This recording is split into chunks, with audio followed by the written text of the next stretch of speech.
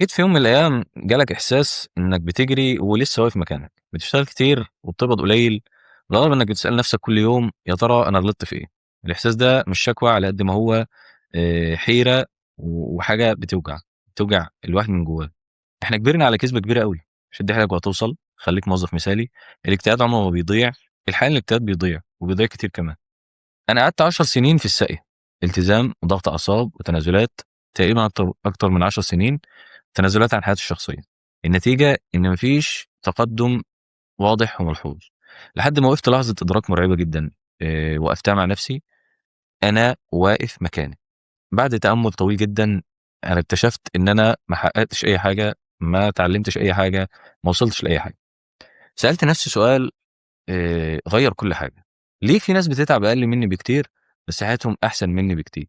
ليه السوق بيقدّرهم أكتر منّي؟ والحقيقة إن الإجابة كانت قاسية جدًا، بس للأسف حقيقية.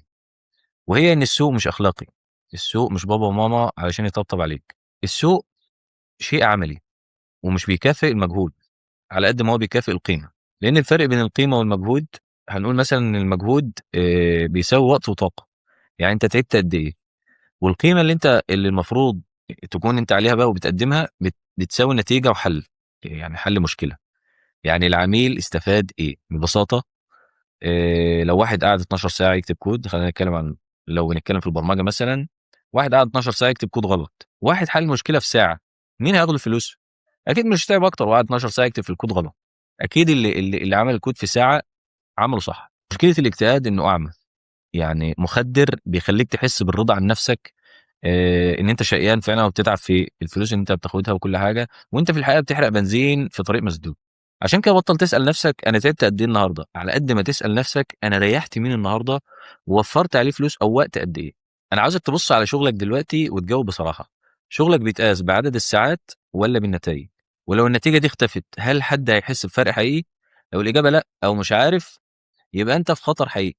الحقيقة إن الكلام اللي أنا باقوله ده مش معناه إنك ما تجتهدش، أنا باقول لك ما تجتهدش في الغلط، لإن الاجتهاد من غير وعي مجرد استنزاف لعمرك. بإذن الله في الفيديو اللي جاي هاقول لك إزاي تعرف السوق في مجالك بيكافئ على إيه بالضبط، عشان مجهودك يروح في مكانه. أنا في القناة هنا باتكلم ببساطة جدًا، باتكلم بعفوية، باخش في الموضوع على طول.